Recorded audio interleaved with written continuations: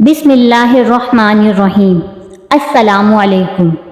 آج ہم آپ کو ام المومنین حضرت ام سلمہ رضی اللہ تعالی عنہا کے بارے میں بتائیں گے۔ ازواج مطہرات رسول اکرم صلی اللہ علیہ وآلہ وسلم کی پاک بیویوں کو کہا جاتا ہے۔ آپ صلی اللہ علیہ وآلہ وسلم کی ازواج مطہرات تمام امت کی مائیں ہیں، اس لیے انہیں ام المومنین بھی کہا جاتا ہے۔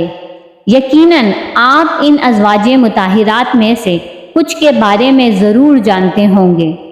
آج نبی اکرم صلی اللہ علیہ وآلہ وسلم کی زوجہ محترمہ اور تمام مومنوں کی ماں حضرت ام سلمہ رضی اللہ تعالی عنہا کے بارے میں جانتے ہیں۔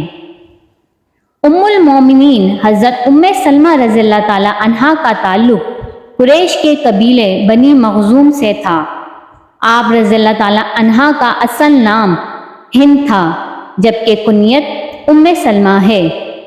آپ رضی اللہ تعالی عنہا اپنے اصل نام کے بجائے اپنی کنیت سے زیادہ مشہور ہیں۔ آپ رضی اللہ تعالی عنہا کا پہلا نکاح عبداللہ بن عبد الاسد سے ہوا، جو ابو سلمہ رضی اللہ تعالی عنہ کے نام سے زیادہ مشہور ہوئے۔ حضرت ام سلمہ رضی اللہ تعالی عنہا ابتدا ہی میں اپنے شوہر کے ساتھ اسلام لے آئیں۔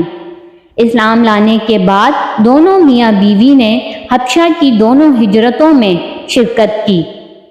ان کے خاوند غزوہ احد میں بھی شریک ہوئے۔ میدان جنگ میں ان کا بازو زخمی ہو گیا، زخم بھر نہ سکا اور آپ رضی اللہ تعالی عنہ کا انتقال ہو گیا۔ حضرت ام سلمہ رضی اللہ تعالی عنہا شوہر کی وفات پر نہایت غمزدہ تھی۔ حضور اکرم صلی اللہ علیہ وآلہ وسلم نے آپ رضی اللہ تعالی عنہا کو صبر کی تاکید فرمائی اور حضرت ابو سلمہ رضی اللہ تعالی عنہ کی نماز جنازہ پڑھائی۔ عدت کے بعد سیدنا حضرت ابو بکر صدیق رضی اللہ تعالی عنہ نے نکاح کا پیغام بھیجا، لیکن آپ رضی اللہ تعالی عنہ نے انکار کر دیا۔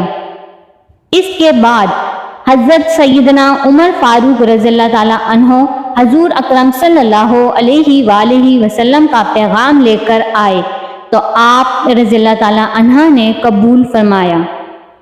آپ رضی اللہ تعالی عنہ کے نکاح کی تقریب شوال 4 ہجری کی آخری تاریخوں میں انجام پائی۔ حضور اکرم صلی اللہ علیہ وآلہ وسلم نے حضرت ام سلمہ رضی اللہ تعالی عنہا کو 2 چکیاں، 2 مشکیزیں، 1 چمڑے کا تکیہ عنایت فرمایا۔ یہی سامان دوسری ازواج مطہرات کو بھی عطا ہوا تھا۔ جب حضرت ام سلمہ رضی اللہ تعالی عنہا آپ صلی اللہ علیہ وآلہ وسلم کے نکاح میں آئی تو ام المومنین حضرت عائشہ صدیقہ رضی اللہ تعالی عنہا کو ان کے حسن و جمال کا حال سن کر رشک ہوا اور آپ رضی اللہ تعالی عنہا کو دیکھنے آئی۔ چونکہ ان کی خوب روئی کا خیال دل میں پختہ ہو چکا تھا، باوجود غور کرنے کے یہی سمجھ میں آیا کہ ام سلمہ رضی اللہ تعالی عنہا کے بارے میں جتنا سنا تھا وہ اس سے کہیں زیادہ حسین ہیں۔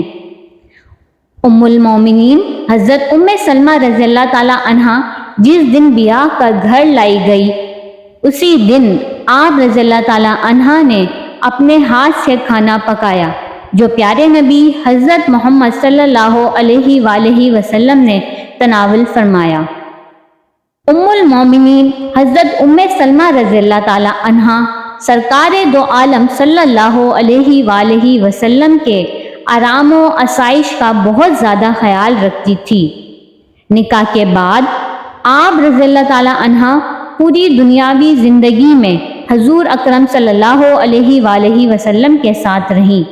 سفر و حج دونوں میں پیارے نبی صلی اللہ علیہ وآلہ وسلم کو بہت قریب سے دیکھا۔ سن 5 ہجری میں آیت حجاب نازل ہوئی۔ اس سے قبل ازواج مطہرات رشتہ داروں کے سامنے آ جایا کرتی تھی، اب خاص اعزا و اقربا کے سوا ہر ایک سے پردے کا حکم دیا گیا۔ امام احمد بن حنبل رحمۃ اللہ علیہ سے روایت ہے کہ سیدنا عبداللہ ابن مکتوم رضی اللہ تعالیٰ عنہ ایک معزز صحابی اور مسجد نبوی کے مؤذن تھے۔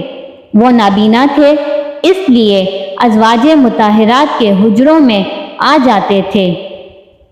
اس آیت کے نزول کے بعد ایک روز آئے تو حضور اکرم صلی اللہ علیہ وآلہ وسلم نے فرمایا، ان سے پردہ کرو۔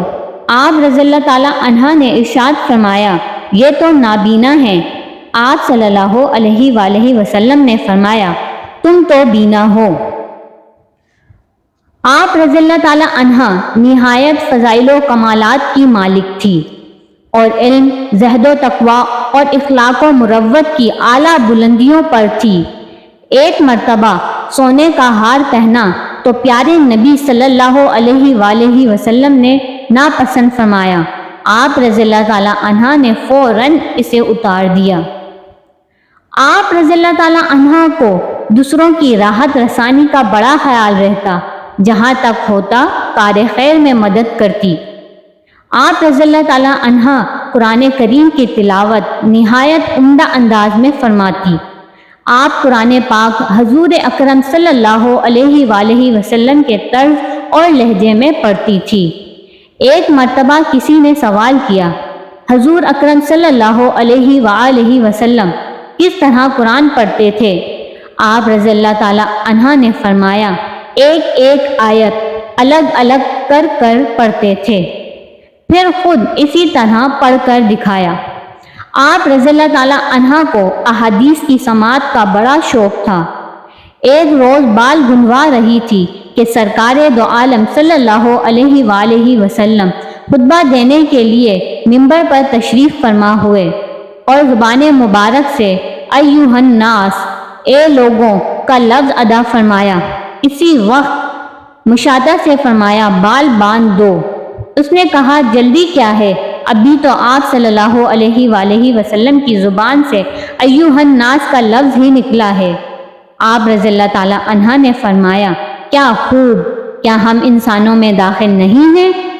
اس کے بعد خود بال باندھ کر کھڑی ہو گئی اور کھڑے ہو کر پورا خطبہ سنا۔ بعض روایت سے پتہ چلتا ہے کہ آپ رضی اللہ تعالیٰ عنہ قرآن و حدیث اور فقہ میں کامل دسترس رکھتی تھی۔ آپ رضی اللہ تعالیٰ عنہ کو اجر و ثواب کا ہر وقت خیال رہتا تھا۔ ایک مرتبہ حضور اکرم صلی اللہ علیہ وآلہ وسلم سے دریافت فرمایا، یا رسول اللہ، ابو سلمہ رضی اللہ تعالیٰ عنہ سے میرے 2 بچے ہیں، میں ان پر خرچ کرتی ہوں اور اچھے طریقے سے پرورش کرتی ہوں، کیا مجھے ان کی پرورش پر اجر ملے گا؟ حضور اکرم صلی اللہ علیہ وآلہ وسلم نے فرمایا، ہاں، جو کچھ تم ان پر خرچ کرو گی اس پر تمہیں اجر ملے گا۔ آپ رضی اللہ تعالیٰ عنہ 60 ہجری میں وفات پائیں۔ آپ رضی اللہ تعالیٰ عنہ کی عمر 84 برس تھی۔ سیدنا ابو ہریرہ رضی اللہ تعالیٰ عنہ نے نماز جنازہ پڑھائی۔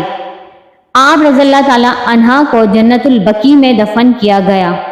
آپ رضی اللہ تعالیٰ عنہ کی حضور اکرم صلی اللہ علیہ وآلہ وسلم سے کوئی اولاد نہ تھی، البتہ پہلے شوہر ابو سلمہ رضی اللہ تعالیٰ عنہ سے اولاد تھی اور وہ آغوش رسالت صلی اللہ علیہ وآلہ وسلم میں پل کر جوان ہوئی۔